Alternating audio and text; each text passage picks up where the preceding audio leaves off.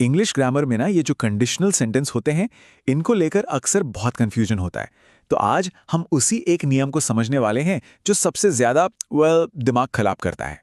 चलिए सीधे मुद्दे पर आते हैं। स्क्रीन पर जो वाक्य है उसे जरा देखिए। If I had a car I would drive. अब सवाल यह है कि यह बात प्रेजेंट की हो रही है, पास्ट की या फ्यूचर की।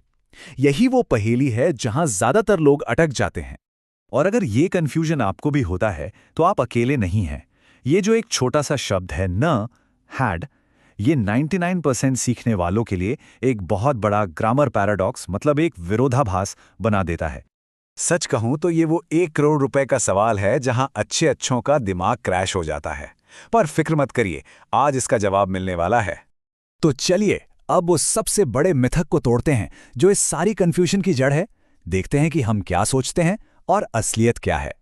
देखिए, ज्यादातर लोगों को यही पढ़ाया जाता है कि जब भी हम कोई काल्पनिक, मतलब कोई इमेजिनरी बात करते हैं तो हमेशा वर्ड का इस्तेमाल करना चाहिए, जैसे if I were a bird. लेकिन क्या यही पूरा सच है? तो जो असली नियम है ना, वो सिर्फ वर नहीं है।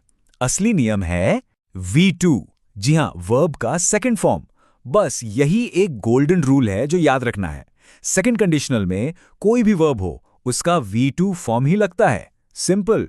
तो अब देखते हैं कि ये V2 वाला नियम कल्पना के 3 अलग अलग चेहरों पर, मतलब 3 अलग अलग सिचुएशंस में कैसे काम करता है। अब ये स्लाइड बहुत बहुत जरूरी है। देखिए, कल्पना जो है ना, वो 3 तरह की होती है। पहली, कुछ होने की कल्पना, जैसे अगर मैं एक पक्षी होता तो बी का V2 हुआ वर।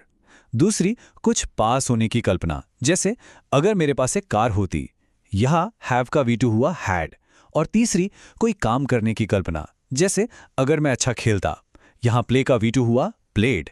देखा, ये हैड यहीं से आता है, ये हैव का V2 है। तो अब है असली मुकाबला। वो मुकाबला जो सारी कंफ्यूजन पैदा करता है। कंडीशन 2 वाले हैड और कंडीशन 3 वाले हैड के बीच का फर्क। जरा इस टेबल पर नजर डालिए। इसे हम एक तरह का आई टेस्ट कह सकते हैं जो एक झटके में सब साफ कर देगा। ध्यान से देखिए, कंडीशन 2 में हैड के ठीक बाद एक नाउन यानी कोई संज्ञा आती है। इसका मतलब है ये प्रेजेंट की कल्पना है। लेकिन कंडीशन 3 में हैड के बाद वर्ब का तीसरा रूप यानी V3 आता है, जो बीते हुए कल का कोई पछतावा दिखाता है। चलिए इसको एक उदाहरण से समझते हैं। इफ आई हैड टाइम, यहां हैड के बाद क्या है? टाइम, जो कि एक नाउन है, कोई V3 वर्ब नहीं है। इसका मतलब ये हैड अकेला V2 है। तो ये हुआ कंडीशन 2, मतलब अभी मेरे पास समय नहीं है। अब ये दूसरा उदाहरण देखिए। If I had seen the movie, यहां हैड अकेला नहीं है, इसके साथ सीन है जो V3 है। तो फॉर्मूला क्या बना? Had plus V3। ये साफ साफ कंडीशन 3 है, जिसका मतलब है पास्ट का पछतावा। काश मैंने वो फिल्म देखी होती। ठीक है, यहां तक तो सब क्लियर है। लेकिन कहानी में एक और ट्विस्ट है। क्या होता है जब वाक्य में पैसिव वॉइस आ जाता है? चलिए इस गेम चेंजर को भी समझ लेते हैं। देखिए, पैसिव वॉइस का मतलब बहुत सीधा है। जब काम करने वाले से ज्यादा काम जरूरी हो जाता है, मतलब सब्जेक्ट एक्शन करता नहीं बल्कि एक्शन उस पर होता है। देखिए ये कैसे बदलता है। एक्टिव वॉइस में हम कहेंगे अगर लोग उसे बुलाते, लेकिन पैसिव में ये हो जाता है अगर उसे बुलाया जाता। यहां किसने बुलाया ये इंपॉर्टेंट नहीं है। और यही बदलाव मेन क्लॉज यानी जो नतीजा बताने वाला हिस्सा है उसमें भी हो सकता है। एक्टिव में होगा तो बॉस नौकरी से निकाल देता, पैसिव में हो जाएगा तो नौकरी से निकाल दिया जाता। यहां भी बॉस का नाम गायब है। और यहां बात और भी इंटरेस्टिंग हो जाती है। एक ही कंडीशनल सेंटेंस के दोनों हिस्से, मतलब इफ वाला हिस्सा और मेन वाला हिस्सा, दोनों पैसिव वॉइस में हो सकते हैं। जैसे ये उदाहरण देखिए, if the room were cleaned I would not be scolded, मतलब अगर कमरा साफ किया जाता तो मुझे डांट नहीं पड़ती। यहां ना तो कमरा खुद को साफ कर रहा है और ना ही ये बताया गया है कि डांट कौन लगाता। दोनों तरफ एक्शन पासिव है। तो इस पूरी चर्चा से हमने जो सीखा उसे एक बार समेट लेते हैं। इसे अपना नया ग्रामर टूल समझिए। तो जो सबसे जरूरी बातें याद रखनी हैं वो है, पहला, कंडीशन 2 का असली नियम है V2। दूसरा, अगर हैड अकेला है और उसके बाद नाउन है तो वो कंडीशन 2 है।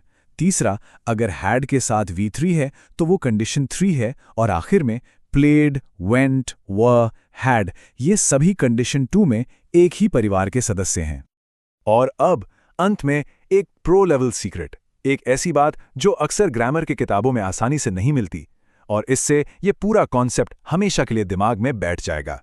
जरा सोचिए, हम बात कर रहे हैं कंडीशन 3 की, यानी पास के पछतावे की। लेकिन क्या होगा अगर उस पछतावे में जो मेन एक्शन वर्ब है वो ही पास होना यानी टू हैव हो? तो सेंटेंस कैसे बनेगा? यहीं पर हैड की एक कमाल की जोड़ी सामने आती है। घबराइए नहीं, ये बहुत आसान है। पहला हैड तो कंडीशन 3 का हेल्पिंग वर्ब है जो नियम का हिस्सा है, और जो दूसरा हैड है वो हैव वर्ब का V3 फॉर्म है। बस। तो चलिए अब आखिर में ये एक सवाल आप सबके लिए। आज जो भी सीखा है उसे इस्तेमाल करके इस सेंटेंस का मतलब निकालने की कोशिश करिए। If I had had money last year I would have bought a phone. जरा सोचिए इस पर और देखिए कि क्या अब ये पहेली सुलझती है या नहीं।